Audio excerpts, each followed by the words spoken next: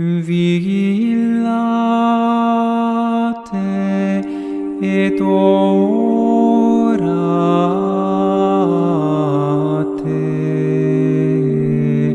ut non intredis in tentationem, spiritus quidem promptus est, caro autem infirma.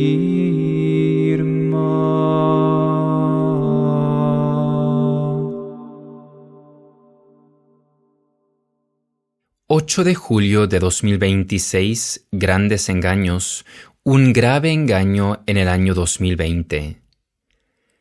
En la meditación de ayer hablamos del peligro de que, si permanecemos atrapados en un autoengaño y no logramos salir de él, nuestro discernimiento espiritual puede verse empañado, de manera que ya no seamos capaces de reconocer con claridad los engaños en el mundo o en la Iglesia, que en realidad deberíamos detectar fácilmente gracias a nuestra fe católica.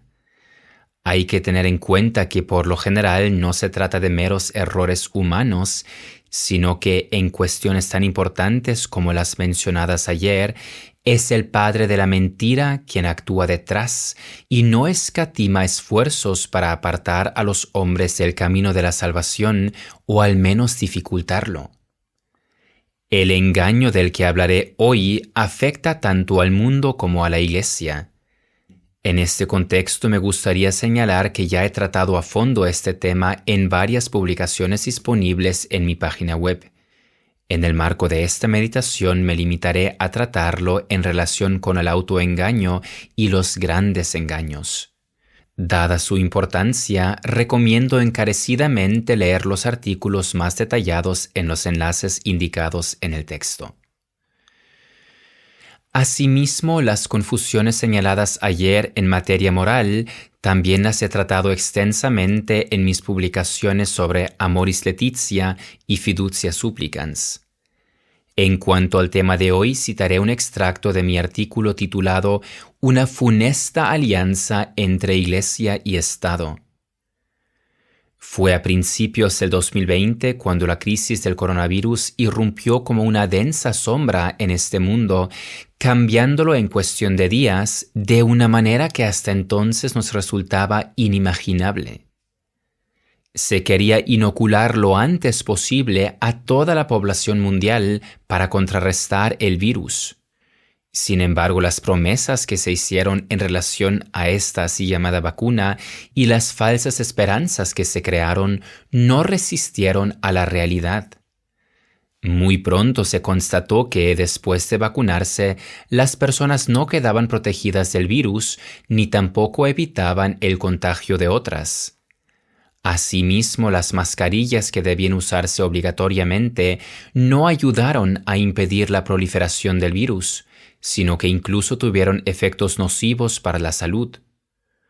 Surgió un escenario muy atípico para estados liberales. Aquellos científicos que advertían de la vacunación y predecían sus consecuencias negativas, de repente fueron marginalizados, a pesar de haber gozado hasta entonces de mucho prestigio. Prácticamente se los tachaba de falsos profetas o conspiranoicos. Los tratamientos alternativos contra el COVID-19 fueron rechazados o incluso prohibidos porque supuestamente no tenían aval científico. En resumen, se permitía una única narrativa válida que fue difundida con vehemencia y uniformidad por los medios de comunicación y los organismos públicos. Cualquier otra información o crítica de los métodos empleados se convertía rápidamente en objeto de sospechas. Entre tanto, se sabe que estas vacunas han causado graves daños. Muchas personas fallecieron a causa de ellas, otras quedaron enfermas de por vida.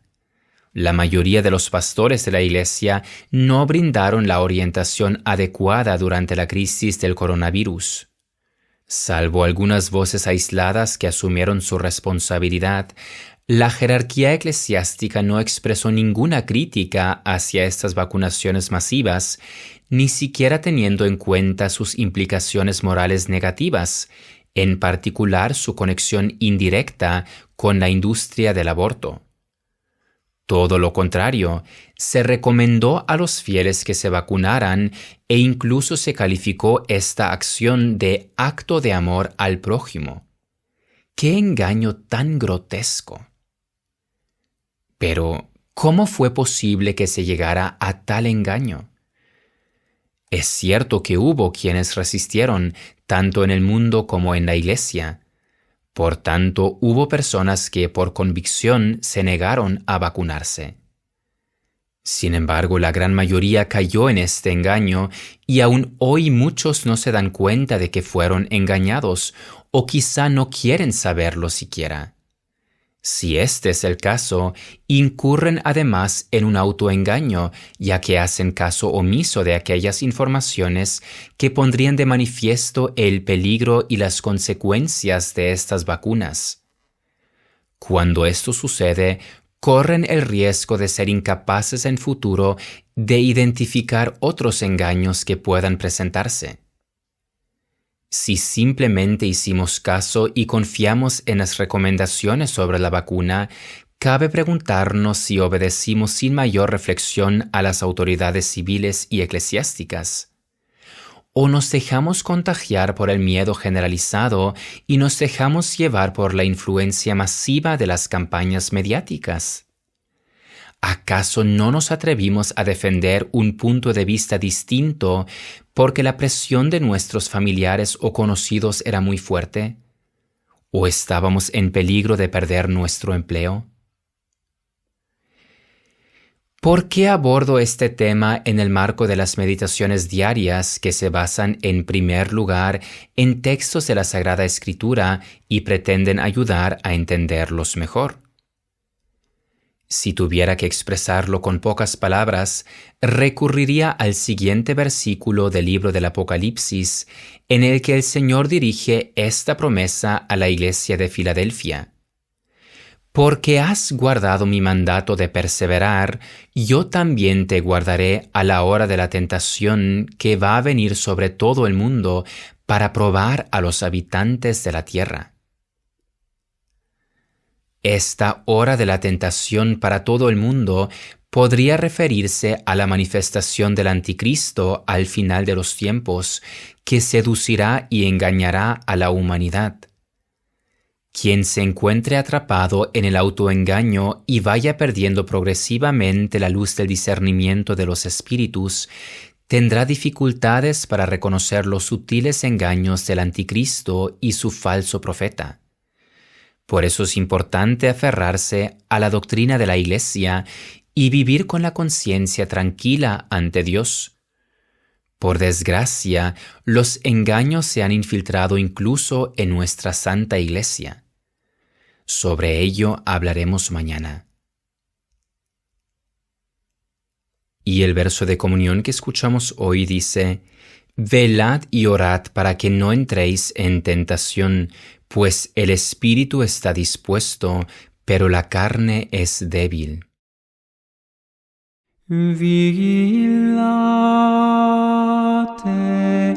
et orate,